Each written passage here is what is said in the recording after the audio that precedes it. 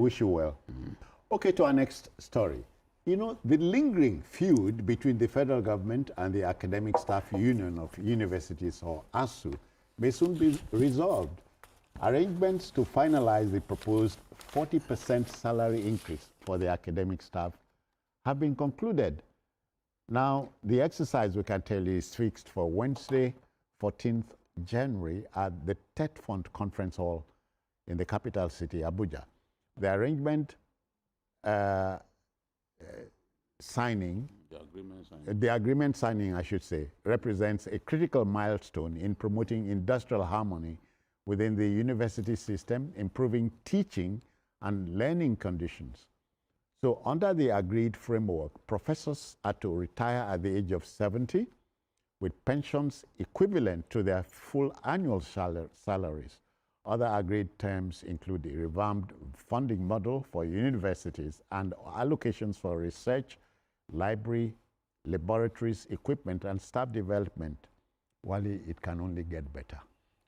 I think it's one of the biggest stories coming to start this. I mean, at the beginning of this year. Yeah. This challenge has been on since 2009. You know, negotiation, renegotiation. And one thing we cannot throw away is that education is the backbone of any country's socio-political development. Without education, you cannot be talking about industrialization. You cannot be talking about stability. You cannot be talking about even, you know, having an economy that is prosperous. So, education is the greatest asset that any country can hold on to. And that's why our university educational sector is like the one that lays the golden egg. We should not joke with it at all. And I think any serious government that is interested in redevelopment and growth should ensure that, you know, the government invests in, you know, education. And I'm glad that we are talking about signing this agreement again. And I think, I believe, I'm one of those who believe that Nigeria is not lacking in terms of the resources to pay, to meet up, you know, our own obligations. Okay. What we have had over the years is that, you know, our scale of preference, you know, it's not a favorable lineup. We don't give priority to education. If we are determined, you know, to see this country grow, we have enough money. How many university professors do we have? We have just about 11,787, you know. So, and we have about, I think, 270 universities, 120 private universities. So there are not that many that will not be able to invest in them.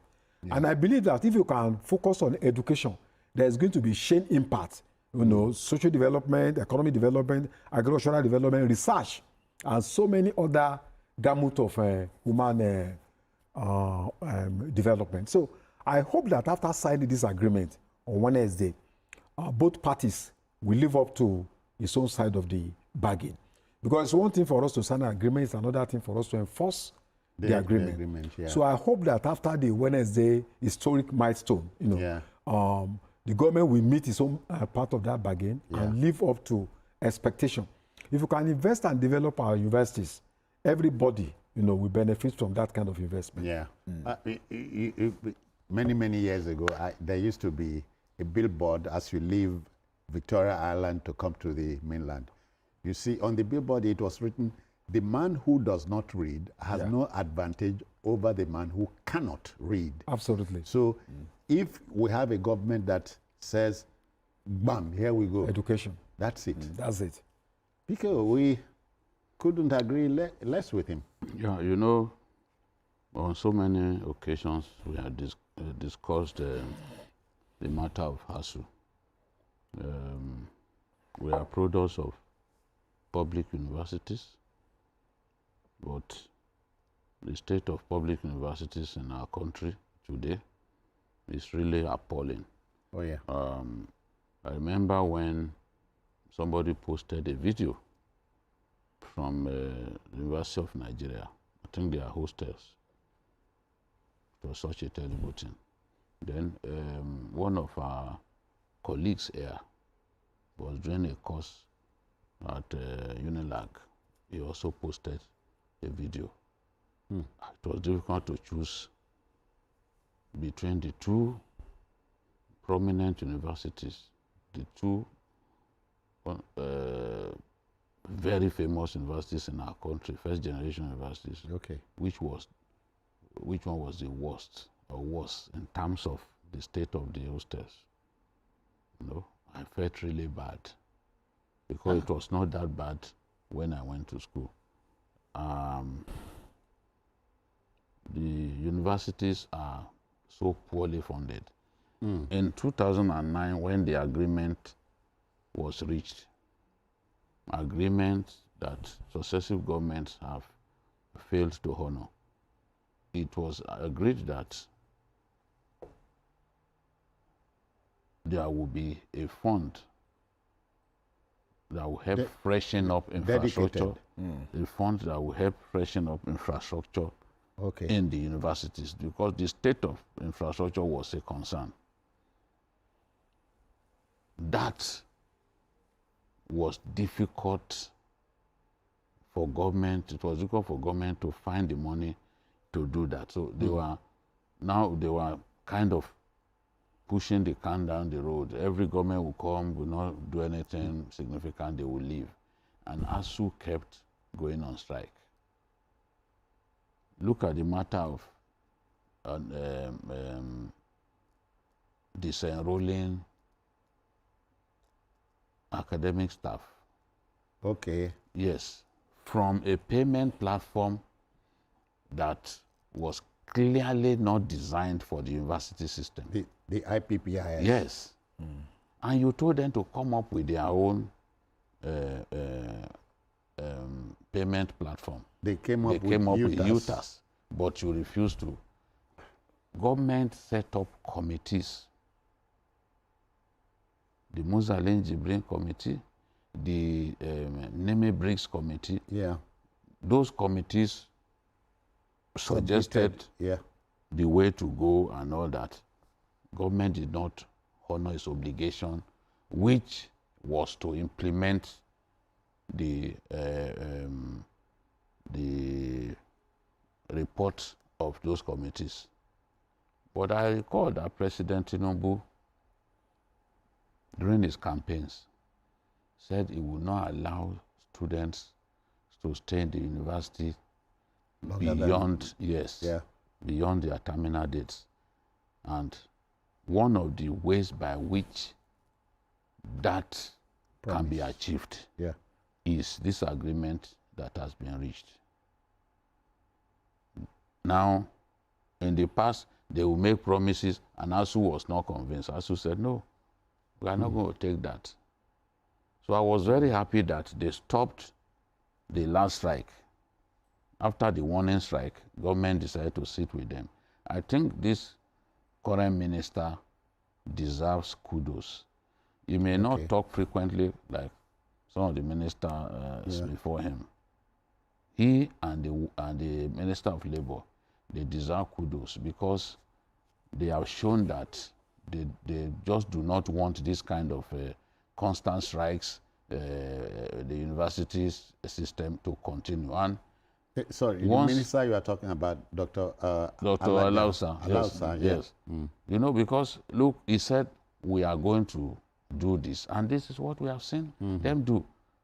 We had some adversarial ministers in the past, especially ministers of labor, who bluntly refused to work with ASUU, thereby creating serious industrial disharmony. But with this agreement, I'm sure that the era of industrial disharmony and disruptions to the academic calendar will be a thing of the past. So I'm looking forward eagerly to the signing of this agreement. Academic staff had suffered. Salaries were not increased. There are so far all kinds of negative occurrences since 2009 when they sat down to have this agreement.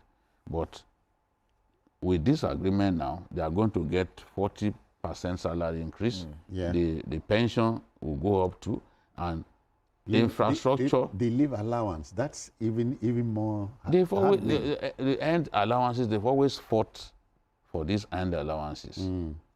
There were people who are even arguing in those days that, look, you have no business determining how you are paid by your employer. But we are saying that the IPPIS was too unitary in nature. Okay. And in the university system, people, lecturers will go for sabbatical and all that. Under IPPIS, you cannot, no, if you go, you are not going to be paid. A friend of mine who is a VC was telling me that somebody, that a lecturer came from a state university to join the federal university. Okay. And for 10 months, they could not pay him because IPPIS will not have its data regularized. So there are so many. So when these people go on strike, we call them names. But you have a situation in which since 2009, you didn't increase somebody's salary, and you expect him to be happy. You have a situation in which you got into agreement with people, you refuse to honor your own side of the bargain. This was what Nigerian governments were doing.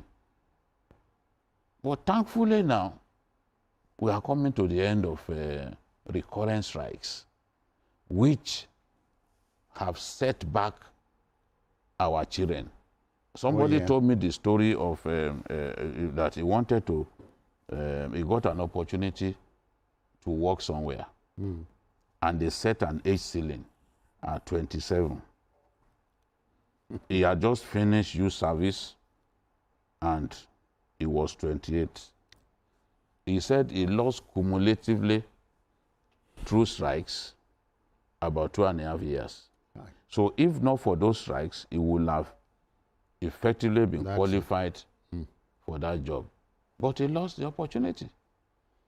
So I just hope that this whole thing will be successful. Everybody will come out of the meeting. They'll be happy. So I'm looking forward to Wednesday when this agreement will be hinged. And more than anything else, Wale, as against what we used to hear, teachers' rewards must be here. It must be here. It must be here. We can't wait. And what they're asking for is not just about salary increase and all that. They are also asking for revitalization funds, infrastructure, and then that government should invest more in the welfare of universities. And I think these are not personal things. And these they don't want proliferation of universities. These are things that are tied to, the interests of everybody in the country. So now these things are not just personal demands. They are demands that will help the upliftment of the country. I was surprised, I have a cousin in the University of Ife, 8 to 12 people in one room. 8 to 12 people in one room. University of Ife, that at the time it used to be 4. University of Ife, University of Lagos, I used to visit my cousins and all that. One food shaking for 4 students. You see ice cream. You see university students at that time like gods. But now, our people are going to Ghana to look for good education. Togo, Benin Republic. You pick up old meal tickets. 5 shillings. And 5 shillings. In this same country? Oh, yes. In fact, they told me that we didn't make chicken because Obasanjo, it was one that put an end to it. We didn't make chicken, eggs and all that. But they told me that back then, they would just come together, maybe like 15 of them. They want to organize a party.